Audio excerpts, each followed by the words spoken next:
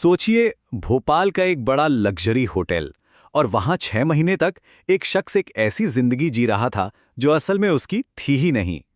आज हम एक ऐसे ही धोखे की कहानी को परत दर परत खोलने वाले हैं। मतलब ये सिर्फ कोई छोटा मोटा धोखा नहीं था।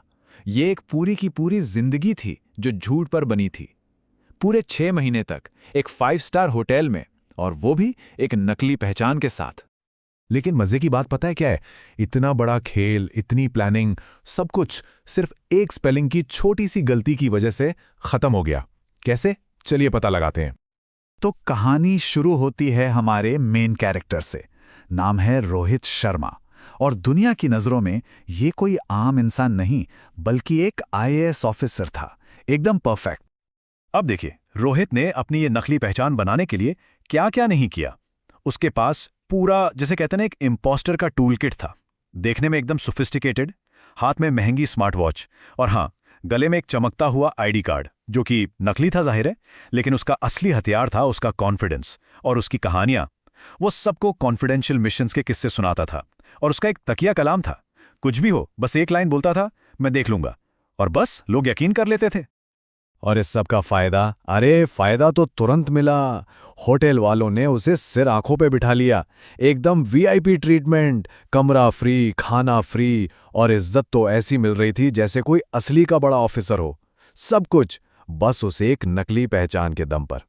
लेकिन कहानी यहां रुकी नहीं। ये तो बस शुरुआत थी। फ्री का खाना और रहना तो एक बात है। रोहित शर्मा अब इस खेल के, कह सकते हैं, पीक पर पहुंच रहा था। अब वो सिर्फ इस झूठ को जी नहीं रहा था, बल्कि इसका भरपूर फायदा उठा रहा था।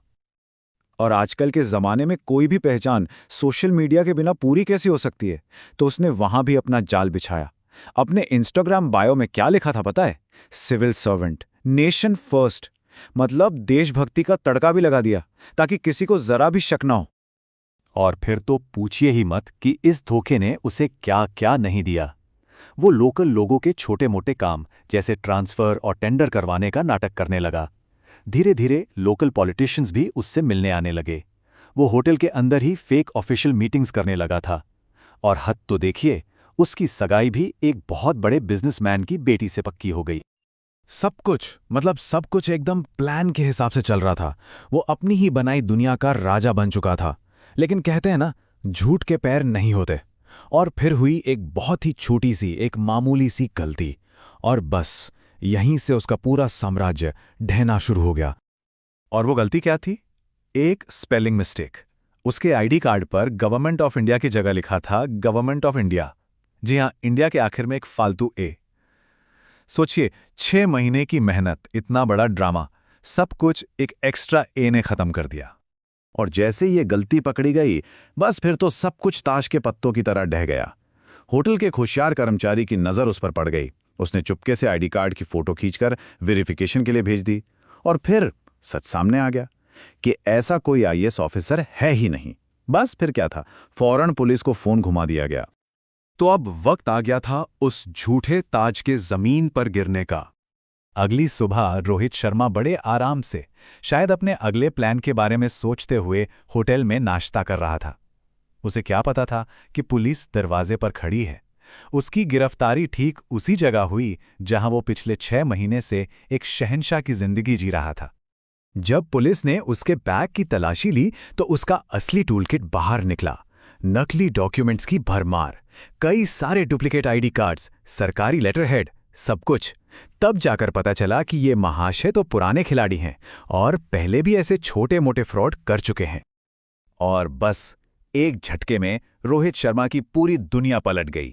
एक दिन पहले जो इंसान लग्जरी होटल का वीआईपी गेस्ट था, वो अगले ही दिन पुलिस स्टेशन में एक कैदी था। कल तक जो एक रिस्पेक्टेड आईएएस ऑफिसर था, आज पूरे शहर के लिए एक मजाक और एक चेतावनी बन चुका था। और हाँ, वो जो बड़े घर में सगाई हुई थी, वो भी टूट गई।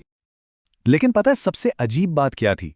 जब उसे गिरफ्तार किया जा रहा था तो उसने सिर्फ एक बात कही, मुझे बस एक मौका चाहिए था इज्जत से जीने का। अब इस बात का क्या मतलब निकाला जाए, ये इस कहानी को एक बिल्कुल ही अलग एंगल दे देता है।